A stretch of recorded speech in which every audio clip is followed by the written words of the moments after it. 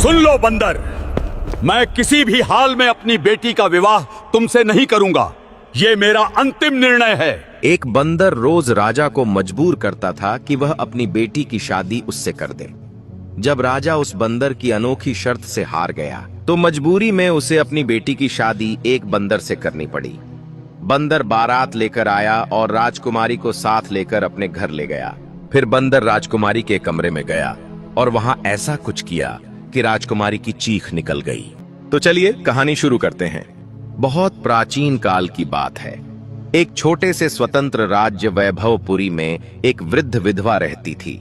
उसका नाम था सुभद्रा। समय ने उसके चेहरे पर झुर्रियों की लकीरें खींच दी थीं। कंधे थोड़े झुक गए थे, पर आंखों में एक अदम्य जीवन ज्योति अभी भी टिमटिमा रही थी। जीवन साथी का साया बहुत पहले ही उठ चुका था और ईश्वर ने संतान का सुख नहीं दिया था। अपने एकांत जीवन में वह जंगल से लकड़ियां एकत्र करती, उन्हें बांधकर गठरी बनाती और नगर के बाजार में बेचकर अपना गुजारा चलाती थी। उसकी कुटिया नगर के बाहरी छोर पर एक पुराने बरगद के पेड़ के पास थी, जिसकी दीवारें मिट्टी की थीं और छप्पर घास फूस का। एक शरद ऋतु की धूप भरी दोपहर थी।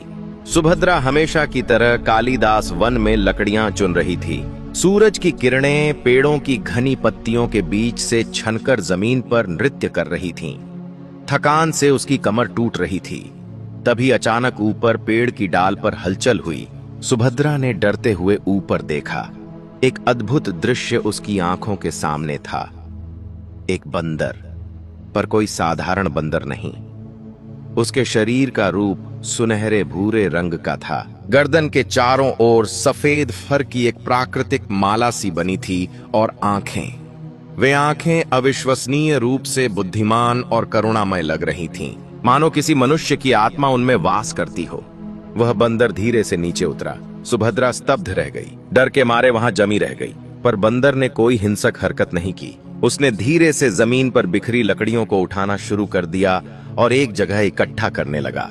फिर उसने बड़ी ही कुशलता से एक मजबूत लताड़ी तोड़ी और लकड़ियों को बांधकर एक गठरी बनाने लगा। सुभद्रा की जिज्ञासा डर पर भारी पड़ी। वह धीरे से पास गई। बंदर ने उसकी ओर देखा और अपनी आंखों में एक अजीब सी कोमलता लिए मुस्कुरा दिया, मानो कह रहा हो, डरो मत, मैं तुम्हारा मित्र हूँ। अवाक सुभद्रा बोल उठी, हे भगवान, तू कौन है? तू तो कोई साधारण जीव नहीं लगता। बंदर ने कोई उत्तर नहीं दिया, बस अपना काम जारी रखा। सुभद्रा का हृदय द्रवित हो उठा। उसने बैठकर बंदर को लकड़ियां बांधते देखा। अचानक उसके मुंह से निकल पड़ा, बेटा, तू कितना अच्छा है, मेरी इतनी मदद कर रहा है। काश मेरा भी अपना कोई पुत्र होता, तो मुझे बुढ़ापे में यह दर-दर की ठोकरें न खानी पड़ती, यह जीवन का बोझ अकेले न उठाना पड़ता। यह सुनते ही बंदर ने काम रोक दिया। उसने सुभद्रा की ओर देखा। उसकी चमकदार आंखें अचानक नम हो गईं। उसने धीरे से अपना हाथ बढ़ाया और सुभद्रा के झुर्रियों भरे हाथ को छुआ। फिर अपने सीने पर हाथ रखकर और सुभद्रा की ओर इशारा करके बोला, कुकुकू, मानो वह कह रहा हो, मैं तुम्हारा बेटा बन सकता हूँ। सुभद्रा की आंखों से आंसू की 2 बूंदें गिर पड़ीं। उसने बंदर के सिर को सहलाया। अरे मूर्ख, तू तो जानवर है, मैं मनुष्य हूँ, पर तेरे इस प्यार के लिए धन्यवाद। गठरी तैयार थी। सुभद्रा ने उसे उठाने का प्रयास किया, पर वह भारी लग रही थी। बंदर ने तुरंत समझ लिया। उसने गठरी को अपने कंधे पर उठा लिया और सुभद्रा की ओर देखकर सिर हिलाया, मानो कह रहा हो, चलो, मैं तुम्हारे घर तक छोड़ आता हूँ। रास्ते भर सुभद्रा के मन में अनेक विचार घूम रहे थे। यह बंदर इतना बुद्धिमान, इतना सहायक क्यों है? क्या यह कोई देवदूत है या फिर कोई शापित प्राणी? घर पहुंचकर बंदर ने गठरी धीरे से उतारी। सुभद्रा ने कहा, बहुत बहुत धन्यवाद बेटा, अब तू जा। तेरी इस मदद के लिए ईश्वर तुझे सुखी रखे। पर बंदर नहीं गया। वह कुटिया के द्वार पर बैठ गया और सुभद्रा की ओर ऐसे देखने लगा मानो कुछ कहना चाहता हो। सुभद्रा ने अंदर जाकर थोड़ा पानी पिया और लौटी तो बंदर वहीं था। उसने फिर से प्रयास किया, जाओ बेटा, तेरे जंगल के साथी तुझे ढूंढ रहे होंगे। तभी बंदर ने एक अद्भुत कृत्य किया। वह सीधा खड़ा हुआ, दोनों हाथ जोड़कर सुभद्रा के सामने नतमस्तक हो गया। फिर बिल्कुल स्पष्ट और मधुर मानवीय स्वर में बोला, माँ, मुझे अपना लो, मैं यहीं रहूंगा, मैं तुम्हारी सेवा करूंगा। मेरा कोई नहीं है, तुम्हारा भी कोई नहीं है, हम एक दूसरे के हो जाएं। सुभद्रा स्तब्ध रह गई। उसका शरीर सिहर उठा। बंदर बोल सकता था, न केवल बोल सकता था, बिल्कुल उसकी वाणी में इतनी मार्मिकता, इतना दर्द था कि कोई भी हृदय द्रवित हो उठता। आंसू उसकी आंखों से बह निकले। उसने बिना कुछ सोचे समझे आगे बढ़कर बंदर को गले लगा लिया। हाँ बेटा, हाँ, तू अब मेरा ही है, मैं तेरी माँ हूँ। उस दिन से बंदर, जिसे सुभद्रा ने सोनू नाम दिया, उसकी कुटिया में रहने लगा। और सचमुच वह कोई साधारण बंदर नहीं था। वह सुभद्रा के सारे कामों में हाथ बंटाता। जब वह थक कर लौटती तो वह उसके पैर दबाता, पानी का घड़ा भर लाता, भोजन बनाते समय चूल्हे में आग जलाता, रात को सुभद्रा के पैरों के पास सिर रखकर सो जाता। धीरे धीरे सुभद्रा के एकांत जीवन में खुशियों की रोशनी फैलने लगी। 1 वर्ष बीत गया। सोनू और सुभद्रा के बीच एक गहरा अटूट बंधन बन चुका था। एक दिन संध्या के समय दोनों कुटिया के सामने बैठे चांदनी का आनंद ले रहे थे। तभी सोनू बोला, माँ, मैं एक बात कहना चाहता हूँ, पर डरता हूँ कि कहीं तुम नाराज न हो जाओ। सुभद्रा मुस्कुराई। कहना बेटा, तू मुझसे कुछ भी कह सकता है। सोनू ने गहरी सांस ली। माँ, मैं इस राज्य के महाराज वीरवर सिंह की इकलौती पुत्री राजकुमारी मृणालिनी से विवाह करना चाहता हूँ। सुभद्रा का मुंह खुला का खुला रह गया। क्षण भर के लिए उसे लगा कि उसके कानों ने सही सुना है या कोई भ्रम है। फिर वह ठहाका मारकर हंस पड़ी। अरे मूर्ख बेटे, यह कैसी हंसी की बात करता है? तू बंदर है और वह राजकुमारी, यह तो हो ही नहीं सकता। राजा तो तुझे देखते ही तीर से मार गिराएगा। सोनू का चेहरा गंभीर हो गया। वह सुभद्रा के पैरों पर गिर पड़ा और हाथ जोड़कर बोला, माँ, मैं जानता हूँ यह असंभव लगता है, पर मेरी यही इच्छा है। तुम्हारे चरणों की दया है, केवल एक बार राजा के पास जाकर मेरा प्रस्ताव रख दो। यदि वह मना कर दे तो मैं जीवन भर इसका जिक्र भी नहीं करूंगा। माँ, यह मेरी अंतिम इच्छा है। सुभद्रा के हृदय पर इस विनती का गहरा प्रभाव पड़ा। सोनू की आंखों में एक ऐसी ललक, एक ऐसा दर्द था जो किसी गहरे रहस्य की ओर इशारा कर रहा था। अंततः वह मान गई। अच्छा ठीक है, मैं चलती हूँ, पर पहले तू मुझे अपने हाथों से एक प्याली चाय बनाकर पिला।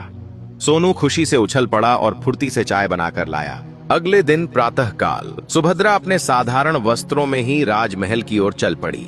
महल का भव्य प्रवेश द्वार, ऊंची दीवारें और सजे धजे पहरेदार देखकर उसका हृदय धड़कने लगा। द्वारपालों ने रोककर पूछा, कहाँ जा रही है बूढ़ी? यह राजमहल है, भिक्षा के लिए नहीं। सुभद्रा ने हाथ जोड़कर कहा, भैया, मुझे महाराज से एक अत्यंत जरूरी बात करनी है, कृपया अंदर जाने दो। पहरेदार हंसे। तुझ जैसी अनगिनत औरतें रोज महाराज से जरूरी बात करने आती हैं, जा यहां से। पर सुभद्रा ने हार नहीं मानी। वह लगातार विनती करती रही। अंततः एक वृद्ध द्वारपाल को दया आ गई और उसने उसे अंदर जाने दिया। दरबार का दृश्य आंखों को चकाचौंध कर देने वाला था। सिंहासन पर महाराज वीरवर सिंह विराजमान थे। चारों ओर मंत्री, सामंत और सैनिक खड़े थे। सुभद्रा कांपते हुए आगे बढ़ी और सिंहासन के सामने घुटनों के बल बैठ गई। राजा ने कड़क स्वर में पूछा, कौन हो तुम और क्या चाहती हो? सुभद्रा का गला सूख रहा था। वह बोली, महाराज, मेरा नाम सुभद्रा है। मैं एक गरीब विधवा हूँ। मेरी एक विनती है, पर कहने में बड़ी लज्जा आती है। डरो मत, स्पष्ट कहो, राजा ने कहा। सुभद्रा ने साहस बटोरा। महाराज, मेरा एक पुत्र है। वह इंसान नहीं है, वह एक बंदर है। दरबार में सन्नाटा छा गया। फिर कुछ लोग मुस्कुराने लगे, कुछ हंसने लगे। राजा के माथे पर बल पड़ गए। सुभद्रा ने आगे कहा, उसकी यह इच्छा है कि वह आपकी पुत्री राजकुमारी मृणालिनी से विवाह करे। मैं उसी के कहने पर यहाँ आई हूँ। कृपया इस रिश्ते को स्वीकार कर लें। एक पल के लिए पूरा दरबार स्तब्ध रहा। फिर राजा का क्रोध भयंकर रूप में फूट पड़ा। वह गरजते हुए उठ खड़े हुए। क्या कहा? एक बंदर? मेरी मृणालिनी का विवाह एक बंदर से? पागल हो गई है बुढ़िया, तेरे दिमाग में कीड़े पड़ गए हैं क्या? उन्होंने हाथ के इशारे से सैनिकों को आदेश दिया, इस पागल औरत को यहाँ से बाहर फेंक दो और इतना धक्का दो कि दोबारा महल की तरफ मुंह करके भी न देखे। सैनिकों ने क्रूरता से सुभद्रा को पकड़ा और महल की सीढ़ियों की ओर घसीटा। वह गिरती पड़ती, चिल्लाती हुई सीढ़ियों से लुढ़कती चली गई। उसके शरीर पर कई चोटें आईं, हाथ पैर छिल गए, सिर से खून बहने लगा। रोती बिलखती वह अपनी कुटिया की ओर लड़खड़ाते हुए चल पड़ी। जैसे ही सोनू ने उसे देखा, उसकी आंखें आग बन गईं। वह दौड़कर आया और सुभद्रा को सहारा देकर अंदर ले गया। सुभद्रा ने क्रोध और पीड़ा से भरकर एक लकड़ी का डंडा उठाया और सोनू पर वार करते हुए चिल्लाई, देख लिया ना तेरा किया। तेरी इस मूर्ख इच्छा ने मेरी जान ले ली। मारे मारे फिरा दिया उन लोगों ने। काश मैं तेरी बात न मानती। सोनू ने डंडे के 2-3 वार सहन किए, फिर आंसू भरी आंखों से सुभद्रा से लिपट गया। माँ, मेरी प्यारी माँ, माफ करना, घबराओ मत, यह सब ठीक हो जाएगा, पर तुम हार मत मानना, एक बार फिर जाना होगा। फिर जाना? सुभद्रा चिल्लाई। तू मेरी जान लेकर ही दम लेगा क्या? सोनू ने उत्तर नहीं दिया। उसने अपने गले से एक चमकदार दिव्य प्रकाश से युक्त मणियों की माला निकाली। माला के मोती नीलम और चांदी से जड़े हुए थे और हल्की स्वर्णिम आभा फैला रहे थे। उसने माला को हाथों में लेकर कुछ अज्ञात मधुर मंत्र पढ़े और फिर सुभद्रा के घावों पर फूंक मारी। एक अद्भुत घटना घटी।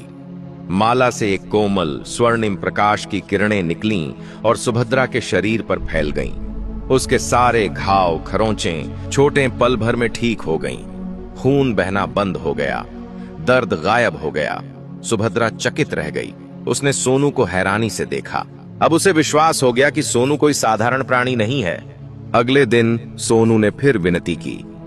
सुभद्रा मन ही मन डर रही थी, पर उसकी आंखों में छल के आंसू देखकर फिर तैयार हो गई। दूसरी बार भी वही हुआ। राजा ने और भी क्रोधित होकर उसे दंडित किया। सुभद्रा फिर घायल अवस्था में लौटी और सोनू ने फिर उस माला से उसे ठीक कर दिया। तीसरे दिन जब सुभद्रा तीसरी बार दरबार में पहुंची तो राजा का क्रोध शांत हो चला था। उन्होंने व्यंग्यात्मक मुस्कान के साथ कहा, तू बड़ी जिद्दी है बुढ़िया। ठीक है, मैं एक शर्त पर तेरे बंदर पुत्र को अपना दामाद बनाने को तैयार हूँ। सुभद्रा की आंखों में आशा की चिंगारी जगी। क्या शर्त है? महाराज, राजा वीरवर सिंह ने महल की खिड़की से बाहर सुभद्रा की दूर दिख रही कुटिया की ओर इशारा करते हुए कहा, कल सूर्योदय से पहले इस रात्रि के अंत तक तेरी वह टूटी फूटी कुटिया इस महल से ऊंचा एक भव्य महल बन जाना चाहिए। इस महल में मेरे यहाँ के सेवकों से दुगने सेवक उपस्थित हों और इस नए महल से मेरे महल तक के मार्ग पर शुद्ध रेशम के गलीचे बिछे होने चाहिए। यदि यह हो गया तो मैं विवाह स्वीकार कर लूंगा। दरबार में मंद मंद मुस्कुराहट फैल गई। सब जानते थे कि यह असंभव था। सुभद्रा का चेहरा उतर गया, पर उसने सिर झुकाकर कहा, जैसी आपकी आज्ञा महाराज। वह निराश मन से लौटी। घर पहुंचकर उसने सोनू को सारी बात बताई और कहा, देख लिया बेटा, राजा ने हमें असंभव शर्त दे दी है, अब तू अपना मन मार ले। पर सोनू का चेहरा चमक उठा। वह बोला, माँ, बस इतनी सी बात? यही तो मैं चाहता था। यह सब कल सुबह तक हो जाएगा, तुम चिंता मत करो। सुभद्रा समझ नहीं पा रही थी। रात हुई, चांद आकाश में चमक रहा था। सुभद्रा ने ईश प्रार्थना की और सोने के लिए लेट गई, पर उसकी आंखों में नींद नहीं थी। मध्यरात्रि के समय सोनू ने अपनी वह दिव्य माला निकाली। वह कुटिया के बाहर गया, आकाश की ओर देखा और माला को हाथ में लेकर ऊंचे स्वर में कहने लगा, हे पवित्र मणिमाला, हे देवी शक्ति के प्रतीक, मेरी विनती सुनो। इस साध्वी माता की कुटिया को इस राजमहल से ऊंचा एक अद्भुत महल बना दो। इस महल में 400 सेवक उपस्थित हों और इस महल से राजमहल तक के मार्ग पर लाल रेशम के गलीचे बिछ जाएं। यह कहते ही माला से एक तेज प्रकाश फूटा जो पूरे आंगन में फैल गया। हवा में एक मधुर संगीत सा गूंजने लगा। फिर एक अद्भुत नजारा सुभद्रा की आंखों के सामने घटित होने लगा। वह पुरानी कुटिया धीरे धीरे विलीन होने लगी। उसकी जगह संगमरमर के सफेद पत्थर उगने लगे। पल भर में एक विशाल 3 मंजिला शिखरों और मेहराबों से सजा हुआ भव्य महल खड़ा हो गया। महल के फाटक सोने चांदी से जड़े थे। खिड़कियों में रंगीन कांच थे। आंगन में फव्वारे छलछला उठे और सचमुच एक लाल रेशम का गलीचा चमकती हुई मशालों की कतारों के साथ सीधे राजमहल के द्वार तक पहुंच गया। महल के दरवाजे पर सजे धजे द्वारपाल, अंदर चाकर, दासियां, रसोइये सब उपस्थित थे। सुभद्रा अपनी आंखों पर विश्वास नहीं कर पा रही थी। वह मूर्ति की तरह खड़ी रह गई। सोनू ने आकर उसका हाथ थामा और अंदर ले गया। महल के भीतर का वैभव देखकर सुभद्रा रो पड़ी। सोनू ने कहा, माँ, अब सो जाओ, कल सुबह सब ठीक हो जाएगा। प्रातःकाल जब राजा वीरवर सिंह ने अपने कक्ष की खिड़की से बाहर देखा तो उनकी सांसें रुक गईं। सामने जहां कल तक एक दरिद्र कुटिया थी, आज एक अति भव्य, अपने महल से भी ऊंचा प्रासाद खड़ा था। रेशमी गलीचा चमक रहा था। उन्होंने अपनी रानी सौदामिनी को बुलाया। रानी भी चकित रह गईं। राजा ने सिर पकड़ लिया।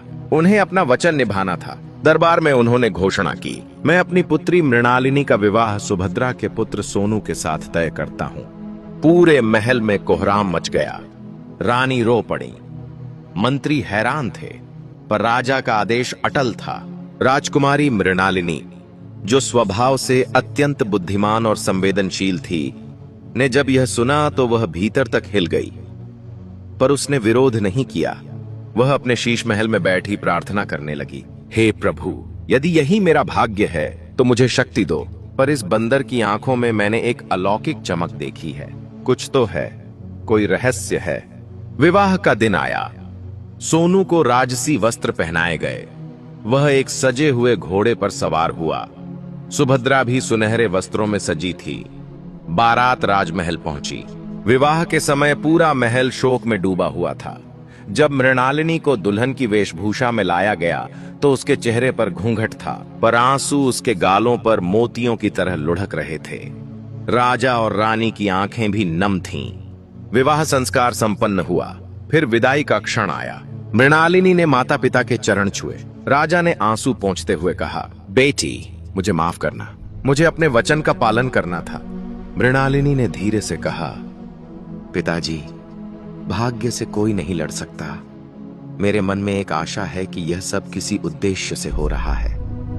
और फिर वह बंदर के साथ पालकी में बैठकर उस नए महल की ओर चल पड़ी। रात्रि हुई। महल के सबसे भीतरी कक्ष में मृणालिनी अकेली बैठी थी। उसका हृदय जोर जोर से धड़क रहा था। तभी दरवाजा खुला और सोनू अंदर आया। मृणालिनी का शरीर डर से कांप उठा। वह दीवार से सट गई। आंसू उसकी आंखों से बहने लगे। उसने चीख मारने ही वाली थी कि सोनू ने कोमल स्वर में कहा, डरो मत, मैं तुम्हारा अहित नहीं करूंगा। मृणालिनी ने देखा कि बंदर की आंखें इतनी दयालु, इतनी बुद्धिमान थीं कि उसका डर कुछ कम हुआ। सोनू ने आगे बढ़कर कहा, तुम मुझसे घृणा करती हो, यह मैं समझ सकता हूँ, पर यदि मैं तुम्हें अपना वास्तविक रूप दिखाऊं तो शायद तुम मुझसे भयभीत न रहो। मृणालिनी ने आश्चर्य से पूछा, वास्तविक रूप? तुम कौन हो? सोनू ने उत्तर नहीं दिया। उसने अपने गले से वही दिव्य माला निकाली। उसे हाथों में लेकर उसने कुछ मंत्र पढ़े। कक्ष में एक चमकदार आभा फैल गई। मृणालिनी ने अपनी आंखें मूंद लीं। जब उसने आंखें खोलीं तो सामने बंदर नहीं, एक अत्यंत सुंदर तेजस्वी युवक खड़ा था। उसके चेहरे पर उदात्तता थी, आंखों में एक गहरा दर्द और ज्ञान था। वह राजसी वस्त्र पहने हुए था। मृणालिनी स्तब्ध रह गई। वह बोल नहीं पा रही थी। युवक ने मधुर स्वर में कहा, मैं राजकुमार अमरदीप हूं। मेरे पिता का राज्य दूर उत्तर में है। एक दुष्ट तांत्रिक, जिसे मेरे पिता ने दरबार से निकाला था, ने मुझ पर यह शाप डाला है कि मैं दिन के समय बंदर बना रहूंगा और रात्रि के समय ही अपने मानव रूप में आ सकूंगा। यह शाप तभी टूटेगा जब कोई कन्या मेरे इस रूप में भी मुझसे विवाह करे और फिर 1 वर्ष तक मेरे रहस्य को किसी से न खोले। आज तुमने पहली शर्त पूरी कर दी, अब दूसरी शर्त की पालना करनी है। यदि तुमने किसी को यह रहस्य बता दिया तो मैं तुमसे सदा के लिए दूर चला जाऊंगा और तुम मुझे कभी नहीं पा सकोगी। मृणालिनी की आंखों से खुशी के आंसू बह निकले। उसने कहा, मैं वचन देती हूँ, मैं इस रहस्य को अपने प्राणों से भी अधिक सुरक्षित रखूंगी। उस रात दोनों ने एक दूसरे को अपनी अपनी कहानी सुनाई। अमरदीप ने बताया कि कैसे उसने सुभद्रा को अपनी मां बनाया और कैसे उसकी दिव्य माला, जो एक सिद्ध संत ने उसे दी थी, उसके शाप को कुछ कम करने की शक्ति रखती है। मृणालिनी ने अपने हृदय की सारी बातें कह डाली। धीरे धीरे प्रेम की एक मधुर बेला ने उन दोनों को आपस में बांध दिया। अगले कुछ महीने सुखपूर्वक बीते। दिन में सोनू अमरदीप बंदर के रूप में रहता, पर मृणालिनी उसे अपना पति ही मानती। वह उसकी देखभाल करती, उसके साथ बैठकर बातें करती। रात होते ही अमरदीप अपने वास्तविक रूप में आ जाता और दोनों साथ समय बिताते। सुभद्रा भी खुश थी, पर उसे इस रहस्य का पता नहीं था। एक दिन राजमहल में एक भव्य समारोह आयोजित हुआ। राजा के एक मित्र राजा की पुत्री का विवाह था। निमंत्रण मिलने पर अमरदीप ने मृणालिनी से कहा, तुम अकेले जाओ, मैं वहां गुप्त रूप से उपस्थित रहूंगा, पर याद रहे मेरा रहस्य किसी को नहीं बताना। मृणालिनी ने वचन दिया। वह सज धज कर समारोह में पहुंची। महल की शोभा देखते ही बनती थी। फूलों की सजावट, दीपों की पंक्तियां, उत्सव धर्मी संगीत। मृणालिनी एक कोने में बैठ गई। तभी उसकी माता रानी सौदामिनी आई और उसके पास बैठ गईं। रानी की आंखें भर आईं। उन्होंने मृणालिनी का हाथ थामकर कहा, बेटी, तू कितनी दुर्भाग्यशाली है। इतनी सुंदर, इतनी गुणवान, और तेरा पति एक बंदर। मेरा हृदय चीत्कार कर उठता है जब मैं तेरी दशा सोचती हूँ। काश तुझे भी कोई सुयोग्य राजकुमार मिलता। माता के इन शब्दों ने मृणालिनी के हृदय को छलनी कर दिया। उसका सारा संकल्प, सारा वचन भूल गया। भावनाओं में बहकर वह बोल उठी, माँ, वह बंदर नहीं है, वह मेरा पति राजकुमार अमरदीप है। वह रात को मनुष्य बन जाता है। वह एक शापग्रस्त राजकुमार है। यह कहना था कि अचानक महल में एक तेज हवा का झोंका आया। सभी दीपक बुझने लगे। लोग हैरान होकर इधर उधर देखने लगे। मृणालिनी ने देखा कि महल के दूसरे छोर पर, जहां अमरदीप गुप्त रूप से खड़ा था, एक तेज प्रकाश की चकाचौंध हुई और फिर अंधेरा छा गया। जब दीपक फिर जले तो अमरदीप गायब था। मृणालिनी का हृदय टूट गया। उसे अपनी भयंकर भूल का एहसास हुआ। वह फूट फूट कर रोने लगी। रानी उसे समझाने की कोशिश करने लगी, पर मृणालिनी के कानों में तो केवल अमरदीप की आवाज गूंज रही थी। यदि रहस्य खुल गया तो मैं सदा के लिए चला जाऊंगा। वह तुरंत अपने महल लौट आई और सुभद्रा को सब कुछ बता दिया। सुभद्रा भी दुखी हुई, पर उसने मृणालिनी को सांत्वना दी। अगले दिन मृणालिनी ने अपने पिता से आज्ञा ली और प्रतिज्ञा की कि वह अमरदीप को ढूंढकर ही लौटेगी। उसने सुनहरी लाठी और सुनहरी जूती पहनी और एक अनजान यात्रा पर निकल पड़ी। मृणालिनी का सफर अत्यंत कठिन था। वह पहाड़ियों, नदियों, घने जंगलों और बंजर मरुस्थलों से होकर गुजरी। कई दिनों तक उसे खाने को केवल जंगली फल मिले, पीने को झरने का पानी। उसके वस्त्र फट गए, पैरों में छाले पड़ गए, पर उसने हार नहीं मानी। वह हर गांव, हर झोपड़ी में जाकर पूछती, क्या आपने एक सुंदर राजकुमार अमरदीप को देखा है? कोई उत्तर नहीं मिलता। एक दिन थक हार कर वह एक पेड़ के नीचे बैठ गई और रोने लगी। तब एक वृद्ध साध्वी वहां से गुजरी। उन्होंने मृणालिनी को देखा और पूछा, बेटी, तू इतनी दुखी क्यों है? मृणालिनी ने सारी कहानी कह सुनाई। साध्वी ने दया भाव से कहा, बेटी, तू सीधे पूर्व दिशा में चल। वहां एक नदी है, उसके पार एक पर्वत है। उस पर्वत की गुफा में एक योगी रहते हैं। शायद वे तेरे पति का पता लगा सकें। मृणालिनी ने आशा बांधी और चल पड़ी। कई दिनों के बाद वह उस नदी के किनारे पहुंची। नदी बहुत चौड़ी और उफान पर थी। पार जाना असंभव लग रहा था। मृणालिनी ने हार मानकर प्रार्थना की। तभी आकाश से एक विशाल गरुड़ पक्षी उतरा। वह बोला, मैं उस योगी का मित्र हूँ, तू मेरी पीठ पर बैठ जा, मैं तुझे पार ले चलता हूँ, पर डरना मत। मृणालिनी ने साहस किया और गरुड़ की पीठ पर बैठ गई। गरुड़ ने उसे नदी पार कराकर पर्वत के शिखर पर उतारा। वहां एक छोटी सी कुटिया थी। अंदर एक वृद्ध योगी समाधि में लीन थे। मृणालिनी ने प्रतीक्षा की। जब योगी ने आंखें खोली तो मृणालिनी ने सब वृत्तांत कह सुनाया। योगी ने कहा, बेटी, तेरा पति एक राक्षस के बंदी गृह में है। वह राक्षस, जिसका नाम क्रौंच है, उसने पकड़कर ले गया है। उसकी गुफा इस पर्वत के पार एक घने अंधकारमय जंगल में है। वहां जाना अत्यंत खतरनाक है। मृणालिनी ने हाथ जोड़कर कहा, महाराज, मैं किसी भी खतरे को सहने को तैयार हूं, कृपया मुझे मार्ग दिखाएं। योगी ने दया खाकर कहा, तू इतनी दृढ़ है तो ठीक है, मैं स्वयं तुझे वहां ले चलता हूं। उन्होंने अपना आसन छोड़ा और मृणालिनी को साथ लेकर उड़ चले। कुछ ही देर में वे एक भयानक अंधेरे जंगल में उतरे। वहां एक विशाल गुफा का मुंह था। योगी ने कहा, वह इसी में है, अब मैं जाता हूं, सावधान रहना। और वे अदृश्य हो गए। मृणालिनी ने साहस बटोरा और गुफा में प्रवेश किया। अंदर घना अंधकार था। केवल दूर कहीं मशालों की लौ टिमटिमा रही थी। वह आगे बढ़ी। तभी एक भयानक आवाज गूंजी, कौन है? कोई मानव यहां कैसे आया? एक विशालकाय 3 आंखों वाला राक्षस सामने आ खड़ा हुआ। उसके हाथ में एक भारी गदा थी। मृणालिनी कांप उठी, पर बोली, मैं एक यात्री हूं, भटक कर यहां आ गई हूं। राक्षस हंसा, अच्छा हुआ, आज खाने को ताजा मानव मिल गया। उसने मृणालिनी को पकड़ लिया और गुफा के भीतर ले गया। वहां कोने में लोहे की जंजीरों से जकड़ा हुआ अमरदीप बैठा था। उसने मृणालिनी को देखा तो उसकी आंखें फटी की फटी रह गईं, पर वह चुप रहा। राक्षस ने मृणालिनी को दूसरे कोने में बांध दिया और चला गया। जब राक्षस दूर चला गया तो अमरदीप ने धीरे से कहा, मृणालिनी, तू यहाँ क्यों आई? यह राक्षस बहुत खतरनाक है। मृणालिनी रो पड़ी। मैं तुम्हें ढूंढती हुई आई हूँ, मुझे माफ कर दो, मैंने तुम्हारा रहस्य खोल दिया।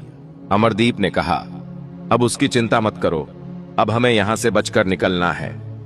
उसने अपने पास छिपाकर रखी वह दिव्य माला निकाली और एक छोटे से छेद से बाहर फेंक दी ताकि मृणालिनी उसे ढूंढ ले। कुछ देर बाद जब राक्षस सो गया, मृणालिनी ने अपने बंधन ढीले किए और माला ढूंढ निकाली। वह अमरदीप के पास गई और माला उसे दे दी। अमरदीप ने माला पहनी और मंत्र पढ़े। जंजीरें टूट गईं, वह आजाद हो गया। फिर उसने मृणालिनी के बंधन भी खोल दिए। दोनों चुपचाप गुफा से बाहर निकलने लगे, पर तभी राक्षस की नींद खुल गई। वह गरजता हुआ दौड़ा आया। धोखेबाज, तुम भागने की कोशिश कर रहे हो। अंत उसने अपनी गदा उठा ली। अमरदीप ने मृणालिनी को पीछे कर दिया और राक्षस के सामने डट गया। उसने माला से प्रकाश निकालकर राक्षस पर वार किया, पर राक्षस बहुत शक्तिशाली था। वह बोला, तुम मुझे चोट नहीं पहुंचा सकते, मैंने अमृता का वरदान पा रखा है। अमरदीप ने पूछा, तो फिर तेरी मृत्यु कैसे होगी? राक्षस हंसा, मेरी मृत्यु तभी होगी जब कोई मुझे अपने ही महल में आग लगाकर जला देगा, और वह भी तब जब मैं उस महल में अकेला हूं। अमरदीप ने तुरंत एक योजना बनाई। उसने राक्षस से कहा, मैं हार मानता हूं, तू हमें मार डाल, पर एक आखिरी इच्छा पूरी कर। मुझे अपने महल में जाकर अपने पूर्वजों को प्रणाम करने दो, फिर लौटकर मैं तेरे सामने आत्मसमर्पण कर दूंगा। राक्षस सोच में पड़ गया, फिर बोला, ठीक है, पर यदि तू भाग गया तो मैं इस लड़की को खा जाऊंगा। अमरदीप राक्षस के महल गया। वह महल एक पहाड़ी की चोटी पर था। अमरदीप ने महल के चारों ओर सूखी लकड़ियां इकट्ठी की और उनमें आग लगा दी। फिर वह ऊंचे स्वर में बोला, अरे राक्षस क्रौंच, तेरा महल जल रहा है, तू आकर बचा ले। राक्षस ने दूर से धुआं देखा तो वह घबराकर दौड़ा आया। अमरदीप ने छिपकर देखा। जैसे ही राक्षस अकेला महल में घुसा, अमरदीप ने महल के सभी दरवाजे बाहर से बंद कर दिए। आग तेज हो चुकी थी। राक्षस चीखता चिल्लाता रह गया, पर बाहर नहीं निकल सका। कुछ ही देर में वह भस्म हो गया। अमरदीप तुरंत लौटकर गुफा में आया और मृणालिनी को लेकर बाहर निकला। राक्षस के मरते ही अमरदीप पर से शाप का प्रभाव टूट गया। उसका बंदर रूप सदा के लिए विलीन हो गया और वह स्थायी रूप से राजकुमार अमरदीप बन गया। दोनों खुशी खुशी वैभवपुरी लौटे। जब सुभद्रा ने अमरदीप को देखा तो वह रो पड़ी। राजा वीरवर सिंह और रानी सौदामिनी भी अत्यंत प्रसन्न हुए। उन्होंने एक भव्य दरबार लगाया और सबके सामने अमरदीप और मृणालिनी का पुनः विवाह संस्कार किया। अमरदीप ने सुभद्रा को अपनी माता के रूप में सदा के लिए अपने साथ रखा। कुछ समय बाद अमरदीप अपने पिता के राज्य भी गया और उन्हें सब कुछ बताया। उसके पिता ने भी उसे आशीर्वाद दिया। दोस्तों, मुझे उम्मीद है कि इस कहानी से आपको कुछ सीखने को मिला होगा। अगर वीडियो अच्छी लगी हो तो वीडियो को लाइक और कमेंट में जय माता दी अवश्य लिखें। हम आपसे मिलते हैं किसी और नई वीडियो में। तब तक के लिए अपना ख्याल रखना। जय माता दी।